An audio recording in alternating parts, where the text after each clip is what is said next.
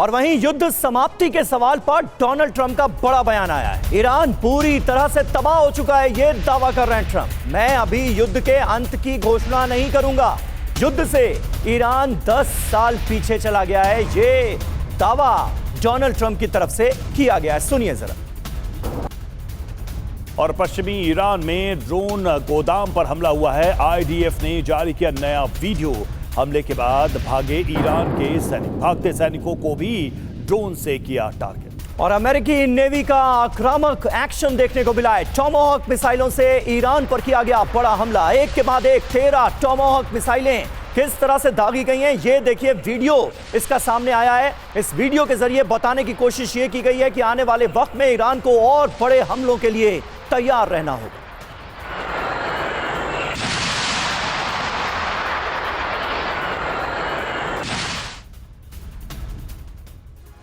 तो ये है अमेरिका की पावर। वहीं ईरान की भी खतरनाक रणनीति सामने आ रही है, जिसके वजह से अमेरिका और इजराइल की टेंशन बढ़ी हुई है। बाब अल मंडेब स्ट्रेट बंद करने की तैयारी की जा रही है।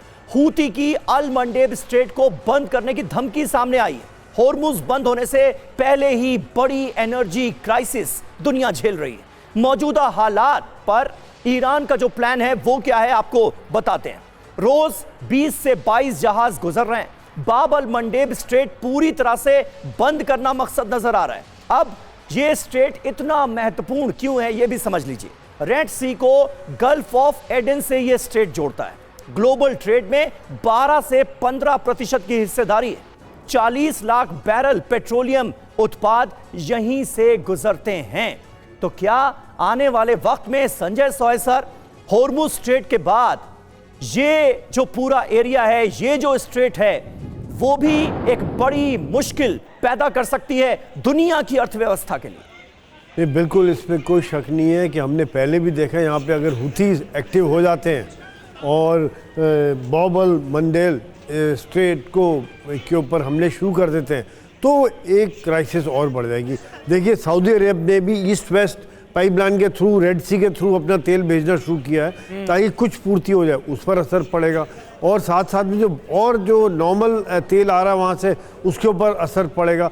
तो यानी कि आज दुनिया जो पहले ही स्ट्रेट ऑफ हॉर्मुज बंद होने की वजह से क्राइसिस है, उससे क्राइसिस कई गुना और बढ़ जाएगी, जिसकी कि लोग उम्मीद करते हैं कि यहाँ से तेल की सप्लाई ज़्यादा आएगी। और दूसरा यह है कि कॉस्ट ऑफ इंश्योरेंस बढ़ जाएगी। अभी तक मैं हैरान था कि हुथी एक्टिव क्यों नहीं हुए, अभी तक किस लिए नहीं है। कोई बोलता था, अलग अलग र्यूमर चल रहे थे कि उनको खरीद लिया गया है। दूसरी बात थी, अगस्त में उनके ऊपर इतने भारी हमले हुए थे कि जिनके द्वारा उनकी 3-4 लेयर ऑफ लीडरशिप खत्म हो गई थी और नई लीडरशिप अभी लड़ाई झगड़े में पड़ना नहीं चाहती है। या तीसरी थ्योरी आ रही थी कि ईरान ने कहा आप थोड़ा रुक के हमले शुरू कीजिए, पर रुक के हमले क्यों शुरू करवाएगा। यहाँ पर थोड़ी उनको हिचक लग रही है जिस प्रकार से वो आगे आ रहे हैं। लेकिन अगर ये शुरू हो जाते हैं तो एक क्राइसिस होगी, जिसमें मेरे ख्याल से अमेरिका और इजराइल तैयार हैं। अमेरिका इसके ऊपर फिर वहाँ से जो लॉन्च साइट्स हैं, जो वहाँ पर उनका मिसाइल्स का भंडारण है, उनके ऊपर हमला करके इसको खुला रखने में शायद वो ज़रूर कामयाब रहेंगे, संभव रहेंगे, इसमें मुझे कोई शक नहीं है। गल्फ स्ट्रेट ऑफ हॉर्मुज जो है वो बहुत बड़ी क्राइसिस इस समय बनी हुई है।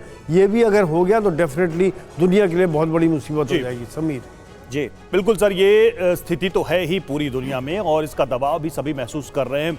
और देखिए, इस बीच दुबई एयरपोर्ट पर हमले की नई तस्वीर सामने आई है। ईरान ने ड्रोन से किया है हमला। हमले के बाद हवाई यात्रा पर असर पड़ा है।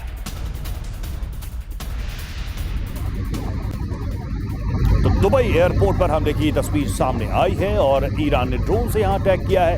हमले के बाद यहां पर हवाई यातायात प्रभावित हुआ है। ये देखिए, दुबई जिसको कभी सुरक्षित माना जाता था, वहां पर एक के बाद एक ऐसे हमले हो रहे हैं। और न सिर्फ दुबई की अर्थव्यवस्था पर प्रभाव पड़ रहा, बल्कि दुबई में जो सुरक्षा है उस पर भी सवालिया निशान खड़े कर रहा है। और इस बीच ईरान ने किया है बैलिस्टिक मिसाइल से एक और हमला। कई इंटरसेप्टर्स को आसानी से ईरानी मिसाइल ने मात दे दी। तेल अवीव पर यह बैलिस्टिक मिसाइल गिरी है, जिसके बाद तबाही मची है। बिल्डिंग पर यह बैलिस्टिक मिसाइल गिरी है, जिसकी तस्वीरें इस वक्त आपके सामने हैं।